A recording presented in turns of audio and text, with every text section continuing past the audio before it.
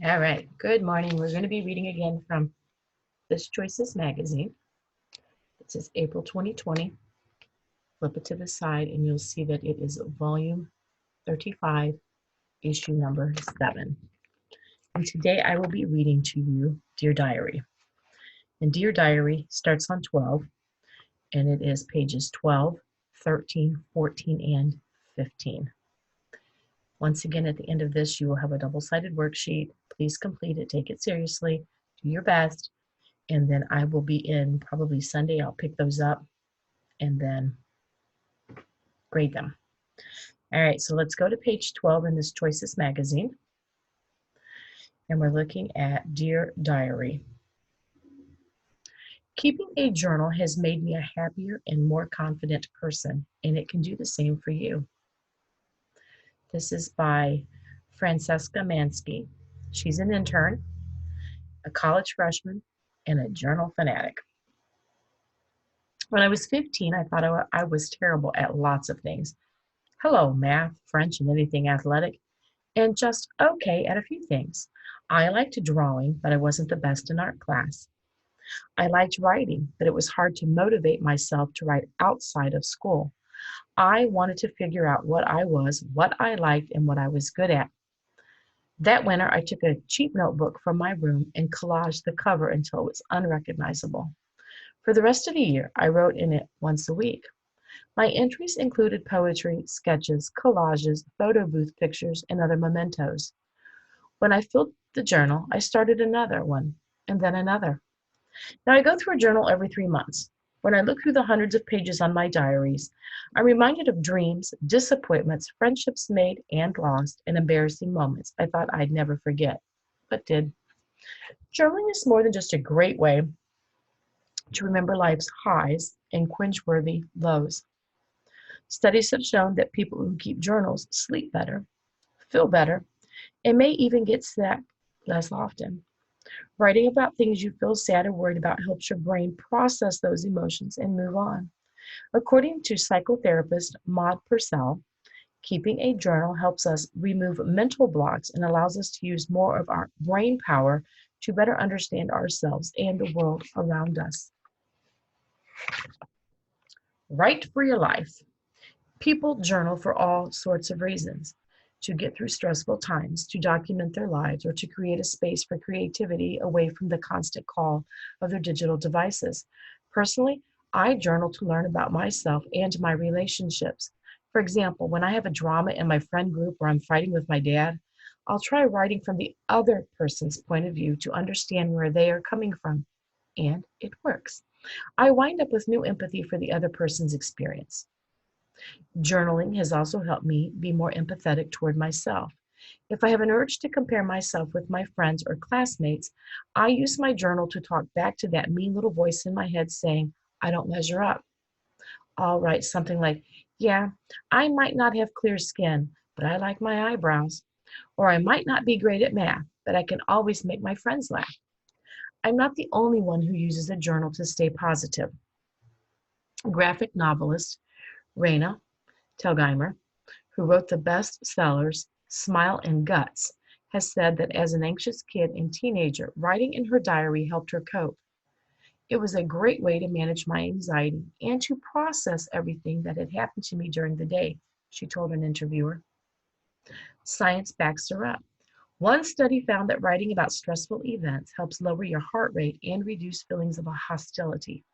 Another study found that writing in a journal improves your ability to focus. With benefits like these, it's no wonder journaling has become super popular. Hashtag journaling has more than 2 million posts on Instagram, where people share photos of their beloved scribble-filled, collage-plastered, and photo-covered journals. Facing the blank page. Right about now, you might be thinking, sounds great, but I'm not a good writer. Or I'd love to keep a journal, but my handwriting is terrible. Or maybe you just have no idea how to start. Don't stress. Journaling should feel like the opposite of homework. There are no rules, so do whatever feels best. You can even do it with friends. Sometimes my friends and I journal together while listening to music, or we read from our old journals and laugh about shared memories. Here are my tips for filling the first notebook. Start simple. No need to write an hour a day. Try a 15-minute entry once a week, then work up to 3 per week. 2, go with your flow.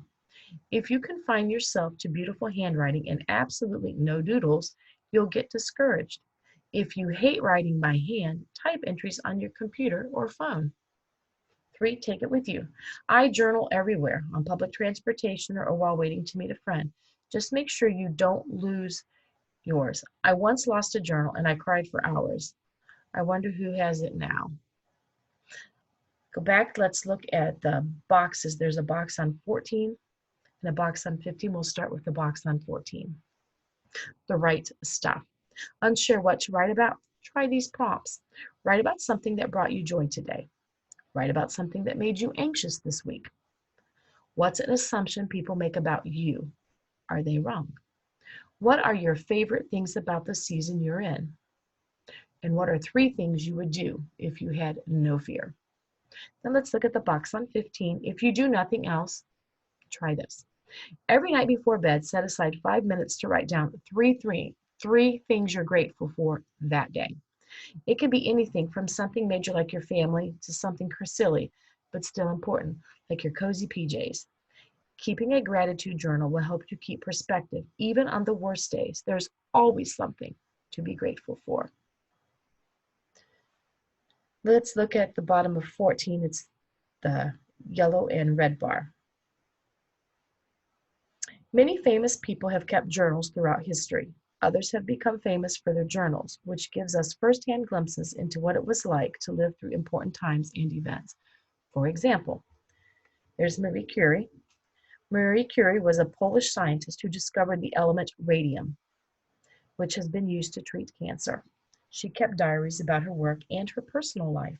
Today, the journals are so radioactive, they're kept in a lead box. We've got Charles Darwin.